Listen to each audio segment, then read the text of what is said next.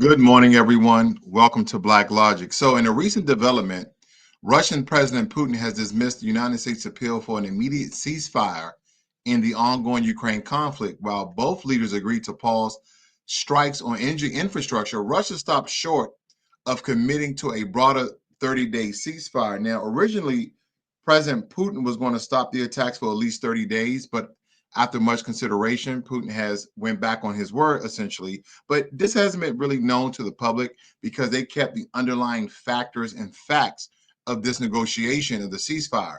But the immediate ceasefire is scheduled to take place here in the next 24 to 48 hours. So I'm gonna keep you guys abreast of that. If you're new to Black Logic, please hit the subscribe button as well as the notification bell. So every time I go live or post a video, you guys are alerted. Now, let's move to the second story here because this story probably is the most intriguing because the Trump administration has declassified, this is breaking news, has declassified approximately 80,000 documents related to the President JFK assassination. And this aims to usher in a new era of transparency. These files, primarily from the Warren Commission of 1964, an investigation reaffirmed that Lee Harvey Oswald acted alone, though public skepticism permits. So many, because again, the Trump administration has declassified approximately 80,000 documents related to the President John F. Kennedy assassination, which is aiming to usher in a new era of transparency. And a lot of these files, primarily with the Warren Commission of 1964 investigation, reaffirms that Lee Harvey Oswald acted alone, though public skepticism persists. A lot of people believe that the government deep state or the corporate entities that essentially controls our government has some involvement in the conspiracy of assassinating JFK because all the things he was going to do to make America progressive and raise a level of equality when it comes to not only the different races, but as well as the different religions. Again, going to the hardcore, concrete constitution that our forefathers had put forth. Now, and again, these are something that this rumor, these are scuttlebutts, so to speak. But until those analysts and people comb through those 80,000 files, we have to wait till a lot of the pinpoints come out that we can have factual information that will back up a lot of the allegation that the government has some involvement in assassinate one of the American presidents. Now, a federal judge has ruled that Elon Musk's involvement in dismantling the U.S. Agency for International Development, also known as the USAID, likely violated constitutional provisions. The court found that the actions taken by Musk and the Department of Government Efficiency were unconstitutional, leading to significant legal challenges for the administration. I really just want to kind of comb through how this violates U.S. law in some degree or some form, because this was ordered by the executive orders of Donald Trump. And I would like to believe that the judges and the advisors that they have on board, that they will already inform the president and give him legal advice that some of the things in the executive orders that he used would be proper and within law to do so. So again, Elon Musk is in hot order, but again, his rights and his access and his authority has been appointed by the president of the United States of America. So again, we have to see how this all unfolds. Again, was this legal? Was this constitutional? Or was this a violation and this was unconstitutional? So again, we're going to see what comes from this. But nonetheless, again, a Columbia University student has come forward alleging that his recent detention is indicative of a broader pattern of anti-Palestinian racism in the United States. This incident has sparked discussions about racial profiling and discrimination with academic institutions and beyond. Well, America is no stranger to racism. America is no stranger to discrimination. But again, him being a green card holder, I wonder if he violated any of the authority of immigration that has been given to him. Because again, simply because you are a permanent resident, green card holder, H-1B visa, doesn't give you the same privileges and rights as an American U.S. citizen. So again, there's federal judges combing through the laws to state the detention and the deportation of Khalid Mohammed is rightfully so, and that it has not violated the Constitution or any of our immigration laws. So again, these are some of the things we have to look for, because could this bleed and be accounted to American citizens for their rights and constitutions to be violated? These are the questions that I have to make a lot of you guys think about how we move forward as citizens. Now, the U.S. government is preparing to deport approximately 300 individuals identified as alleged gang members to El Salvador. So there's basically two major cartels, right? You have Trende Aragua as well as MS-13. Now, there's many other cartels, but these are the two main cartels that has been operating in the United States of America, trafficking fentanyl, cocaine, crack, marijuana, you name it, they've been doing it. And of course, with that trafficking of drugs has been many people being murdered, dismembered, missing, child trafficking, sex trafficking. So a lot of crime is coming out from a lot of these cartels. And currently we have 300 individuals who are being detained and will be deported to El Salvador CNET prison, which is absolutely one of the harshest prisons right now in the world, which has made El Salvador one of the safest countries in the world. But nonetheless, this move has raised concerns about the safety and human rights of the deportees, as well as the potential impact on El Salvador's internal security.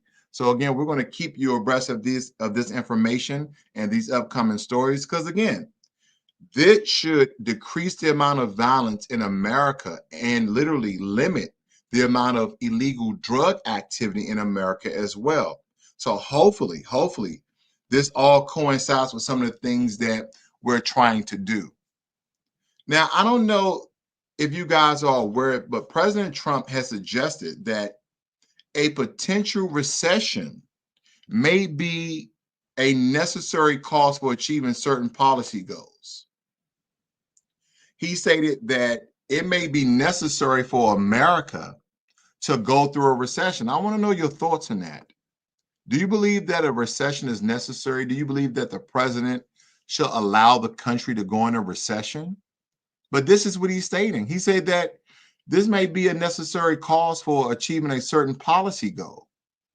But a lot of our economists, they disagree with him, warning that a recession could lead to widespread economic hardship for American citizens. We have to really think about this, because we have high inflation, food prices have increased, we have volatile gas prices. No one really in the middle class, anyone making under $70,000 cannot afford a home in the United States of America. And if they can afford a home, it's one of those distressed homes that you have to put 30, 40, $50,000 of renovation. You can't just buy a new home anymore. Like, case in point, my home. If I would have bought it at $400,000 and my home is now worth $850,000, and the new homes that they're building, same home as mine that I bought 4 years ago, 5 years ago at $400,000, those same homes are now $650,000. And what's most important here is the interest rate of the mortgage loan that you'll receive.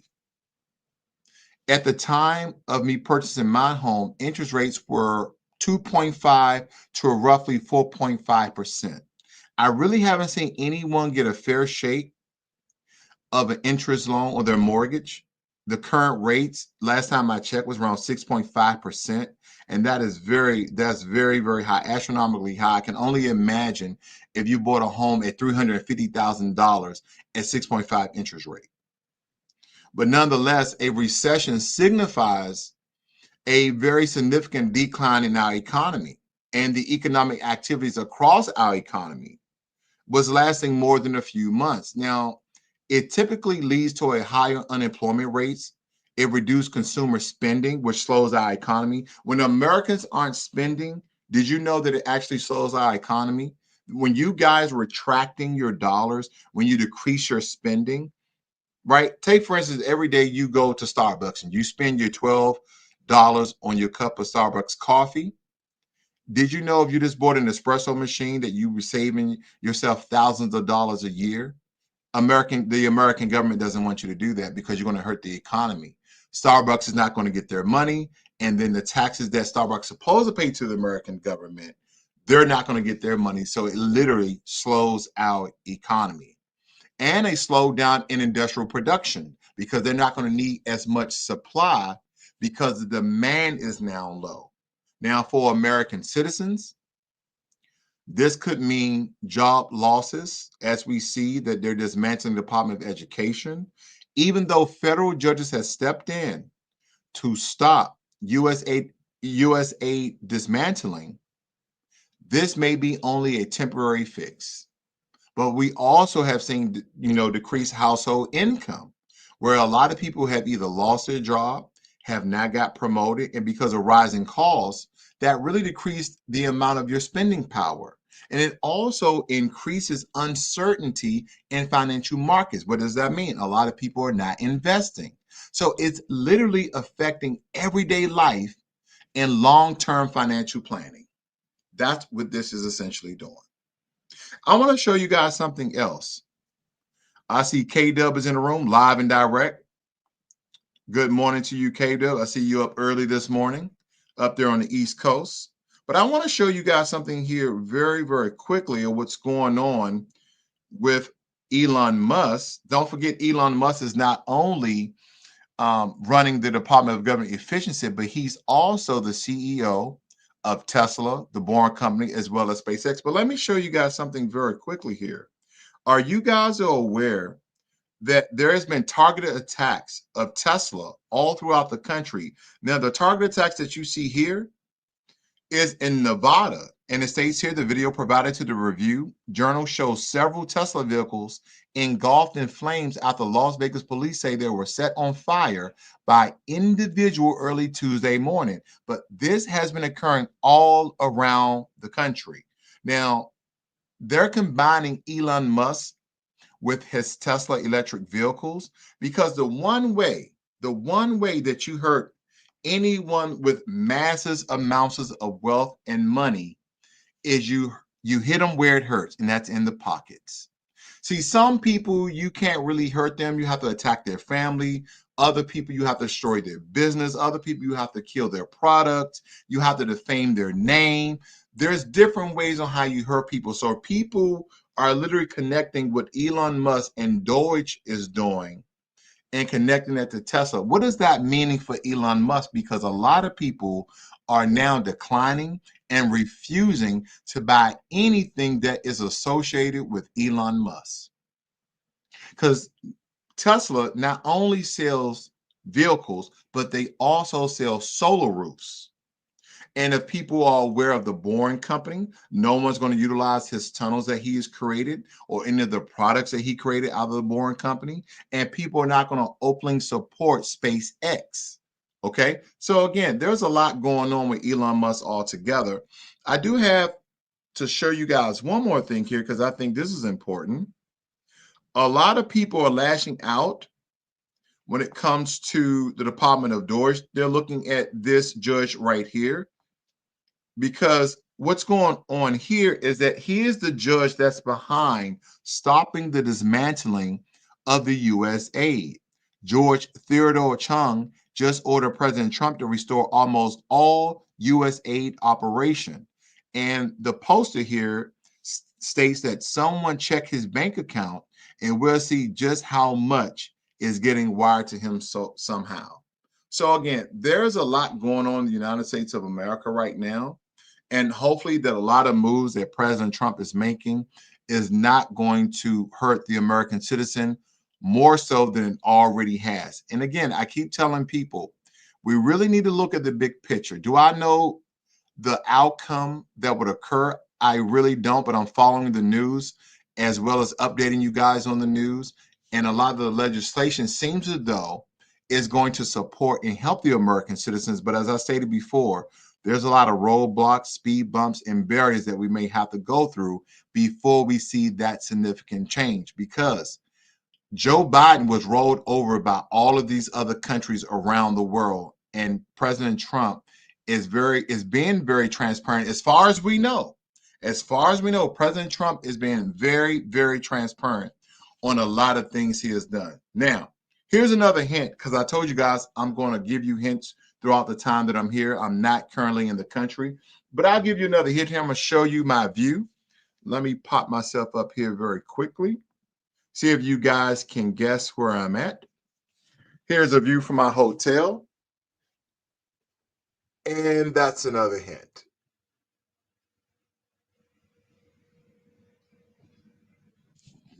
All right. But as you can see, it's getting dark here. But nonetheless, you guys have a great and wonderful morning. And I'll speak to you in a day or so. This is Blacklogic.